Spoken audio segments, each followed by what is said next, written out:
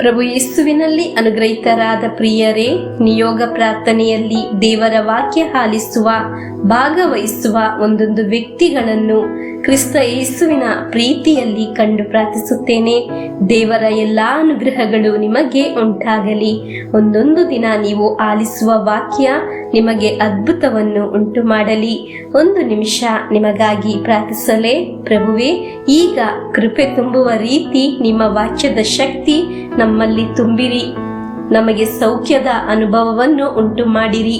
ಬಿಡುಗಡೆಯ ಉಳಿತಿನ ಅನುಭವವನ್ನು ಉಂಟು ಮಾಡಿರಿ.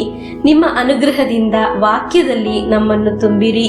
ಪೈಶಾಚಿಕ ಶಕ್ತಿಯ ಅಧಿಕಾರವನ್ನು ನಜರೇತಿನ ಯೇಸುವಿನ ನಾಮದಲ್ಲಿ ಬಿಟ್ಟು ಹೋಗಲಿ ಎಂದು ಪ್ರಾರ್ಥಿಸೋಣ.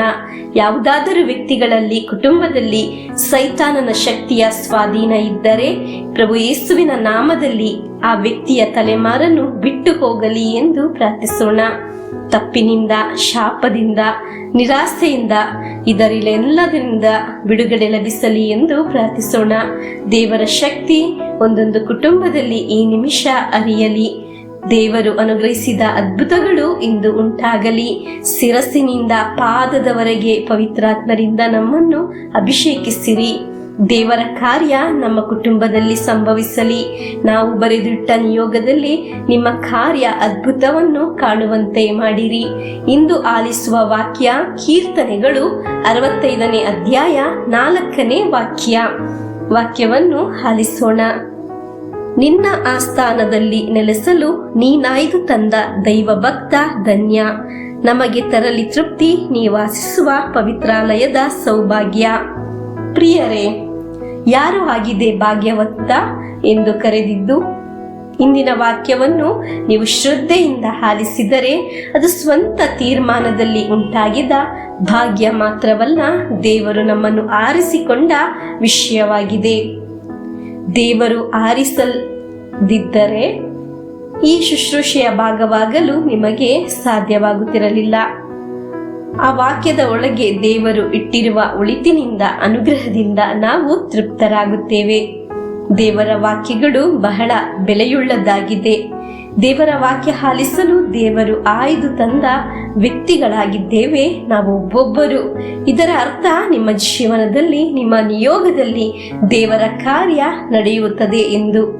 ದೇವರು ಒಳಿತಿನಿಂದ ನಮ್ಮನ್ನು ತುಂಬಲು ಮನಸ್ಸು ಮಾಡಿದ್ದಾರೆ. ಅನೇಕ ಸಮಸ್ಯೆಗಳಿಂದ ಆಗಿರಬಹುದು ಇಂದು ಈ ವಾಕ್ಯವನ್ನು ಆಲಿಸುತ್ತಿರುವುದು. ದೇವರ ಪವಿತ್ರಾಲಯದ ಸೌಭಾಗ್ಯದಿಂದ ಇಂದು ದೇವರು ನಮ್ಮನ್ನು ತೃಪ್ತಿಪಡಿಸುತ್ತಾರೆ. ಹಲ್ಲೆಲೂಯಾ. ಅದು ಉಳಿತಾಗಿದೆ, ಸೌಖ್ಯವಾಗಿದೆ, ಬಿಡುಗಡೆಯಾಗಿದೆ. ಅದು ನಮಗೆ ದೇವರು ನೀಡುತ್ತಾರೆ. ನಮ್ಮ ಜೀವನದಲ್ಲಿ ಇರುವ ಇಂದಿನ ಎಲ್ಲಾ ಸಮಸ್ಯೆಗಳಿಂದ ಬಿಡುಗಡೆ ನೀಡಿ ತೃಪ್ತಿಪಡಿಸುತ್ತಾರೆ. ಪ್ರಿಯರೇ, ನಮಗೆ ಇಂದಿನ ವಾಕ್ಯದಲ್ಲಿ ನಮ್ಮ ನಿಯೋಗ ಇಟ್ಟು ಪ್ರಾರ್ಥಿಸುವ ದೇವರೇ, ನಿಮ್ಮ ವಾಕ್ಯದ ಒಳಿತಿನಿಂದ ನನ್ನ ಕುಟುಂಬವನ್ನು ತೃಪ್ತರಾಗಿ ಮಾಡಿರಿ ಎಂದು ಪ್ರಾರ್ಥಿಸೋಣ.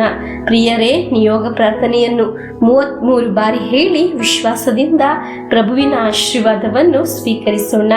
ನಿಮ್ಮ ಪವಿತ್ರಾಲಯದ ಸೌಭಾಗ್ಯದಿಂದ ನನ್ನನ್ನು, ನನ್ನ ಕುಟುಂಬವನ್ನು ತೃಪ್ತಿಪಡಿಸಿರಿ ಎಂದು ಪ್ರಾರ್ಥಿಸಿ ಪ್ರಭುವಿನ ಆಶೀರ್ವಾದವನ್ನು ಸ್ವೀಕರಿಸೋಣ. ಆಮೆನ್. ನಮ್ಮ ಪ್ರಭು ಯೇಸು ಕ್ರಿಸ್ತರ ವರಪ್ರಸಾದವು, ದೇವರ ಪ್ರೀತಿಯು, ಪವಿತ್ರಾತ್ಮರ ಅನ್ಯೋನ್ಯತೆಯು ನಮ್ಮೊಡನೆ ಇರಲಿ. ರೋಗಗಳಿಂದ, ಅಪಘಾತದಿಂದ, ದುರ್ಮರಣದಿಂದ, ಅಗಾಲಿದ ಮರಣದಿಂದ, ಅಸೂಯೆಯಿಂದ, ಮೋಸೈ ವಂದನೆ ಇರಿಂದೆല്ലാം ದೇವರು ನಮ್ಮನ್ನು ಸಂರಕ್ಷಿಸಲಿ. ಹಾಲೆಲೂಯಾ.